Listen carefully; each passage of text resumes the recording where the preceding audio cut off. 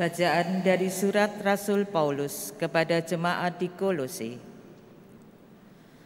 Saudara-saudara, sejak kami mendengar tentang kalian, tak henti-hentinya kalian kami doakan.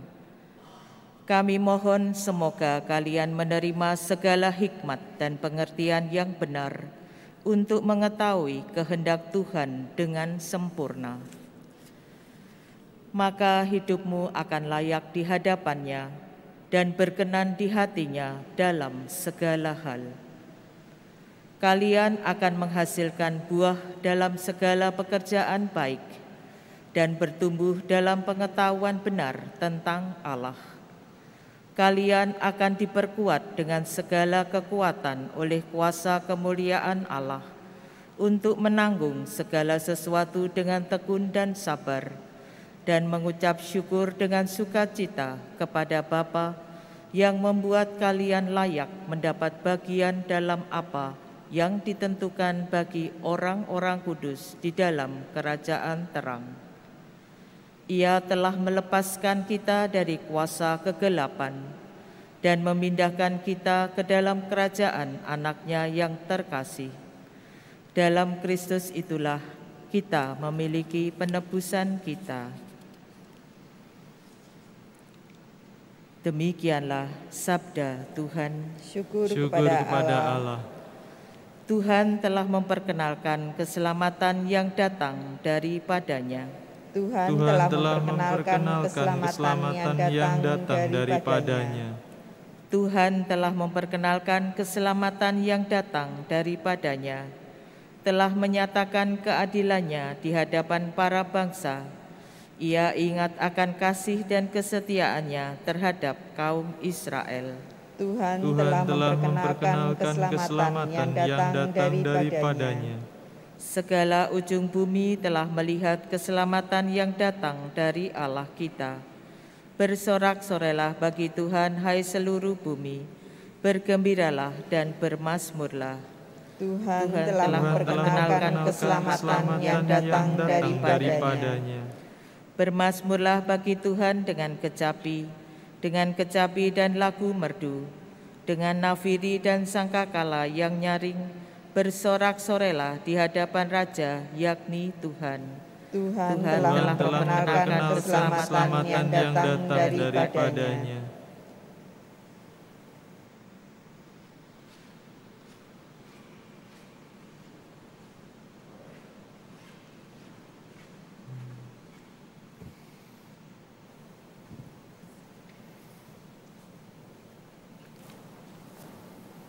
Tuhan bersamamu Dan bersama rohmu. Inilah Injil Yesus Kristus menurut Lukas. Dimuliakanlah Tuhan. Pada suatu ketika Yesus berdiri di pantai danau Genesaret. Orang banyak mengerumuni dia hendak mendengarkan sabda Allah. Yesus melihat dua buah perahu di tepi pantai. Nelayan-nelayan telah turun dan sedang membasuh jalannya. Ia naik ke dalam salah satu perahu itu, yaitu perahu Simon, dan menyuruh dia supaya menolakkan perahu itu sedikit jauh dari pantai, lalu duduk dan mengajar orang banyak dari atas perahu. Selesai berbicara, ia berkata kepada Simon, "Bertolaklah ke tempat yang dalam, dan tebarkanlah jalamu untuk menangkap ikan."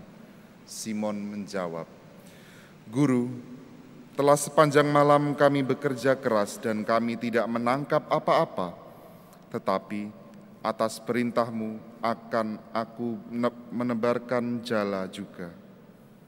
Dan setelah mereka melakukannya, mereka menangkap ikan dalam jumlah besar, sehingga jala mereka mulai koyak. Lalu mereka memberi isyarat kepada teman-temannya di perahu yang lain, supaya mereka datang membantu. Maka mereka itu datang, lalu mengisi kedua perahu itu dengan ikan hampir tenggelam. Melihat hal itu, Simon tersungkur di depan Yesus dan berkata, "Tuhan, tinggalkanlah aku karena aku ini orang berdosa." sebab Simon dan teman-temannya takjub karena banyaknya ikan yang mereka tangkap. Demikian juga Yakobus dan Yohanes, anak-anak Zebedeus yang menjadi teman Simon. Yesus lalu berkata kepada Simon, "Jangan takut, mulai sekarang engkau akan menjala manusia." Demikianlah sabda Tuhan. Terpujilah Kristus. Saudara-saudariku yang terkasih di dalam Kristus, kalau kita melihat peristiwa akhir-akhir ini, kalau kita menyaksikan entah di televisi, di media sosial, di koran, di berita-berita, kita melihat betapa banyak hal yang terjadi karena sesuatu yang menurut kita itu tidak penting terjadi, atau itu viral, atau itu menjadi sesuatu yang menggemparkan banyak orang, adalah sesuatu yang tidak penting, atau bisa dikatakan bukan hal yang esensial di dalam hidup ini. Dan juga seringkali pengalaman di masa pandemi ini membuat orang itu banyak berpikir pendek. Misalnya kita tahu bahwa data mengatakan meskipun tidak signifikan, tetapi tingkat kriminalitas mulai menanjak. Kita tahu juga di masa pandemi ini membuat banyak orang itu memikirkan banyak sekali jalan pintas. Pinjaman online begitu marak dan begitu pada akhirnya mencekik banyak orang yang meminjam itu. Hal-hal seperti ini, saudara-saudariku, di mana kita saat ini berada di situasi yang begitu mungkin bisa dikatakan agak kacau, situasi yang sulit bagi banyak orang, seringkali juga membuat kita berpikir akan iman kita. Tuhan, Tuhan, bantulah aku, Tuhan, Tuhan, Tuhan, Tuhan. Jeritan hati kita, keluh kesah kita kepada Allah. Tetapi sudahkah kita seperti pertanyaan Tuhan Yesus, ajakan Tuhan Yesus, bertolaklah ke tempat yang lebih dalam. Pergilah ke tempat yang lebih dalam. Tempat yang lebih dalam tidak lain adalah hati kita masing-masing, di mana di dalam lubuk hati terdalam kita ada kita dan hanya Allah saja. Sudahkah kita bertanya-tanya di dalam hati kita, apakah yang sudah saya lakukan ini sungguh-sungguh kehendak Allah, sungguh-sungguh yang diinginkan Tuhan di dalam hidup kita? Memang sulit menemukan hal seperti ini, memang tidak mudah menemukan hal seperti ini. Tapi kita tahu bahwa ketika Tuhan meminta, ketika Tuhan memerintahkan hati kita, hidup kita untuk melakukan sesuatu, Dia senantiasa memberikan terang, Dia senantiasa memberikan kekuatannya supaya kita dapat melakukan. Terkadang apa yang diminta Tuhan di dalam hidup kita tidak masuk akal, seperti yang dialami oleh para murid. Bagaimana mungkin siang hari, di tengah panas terik matahari, mereka diminta untuk menebarkan jala. Ikan dari mana secara logika manusia? Tetapi mereka melakukan apa yang diminta Tuhan Yesus.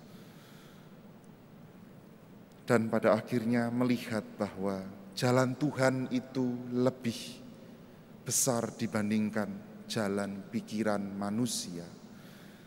Oleh karena itu, saudara-saudariku, marilah bersama-sama bersama Petrus dan para murid lainnya, kita boleh mengalami peristiwa di perahu yang sedang terkoyak-koyak, yang begitu berbahagia mendapatkan mukjizat dari Tuhan, mendapatkan rahmat yang begitu besar dari Tuhan, sehingga kita juga dapat melihat dunia, melihat situasi seperti sekarang ini dengan penuh iman, dengan penuh harapan bahwa ada Tuhan yang senantiasa menyertai kita semuanya.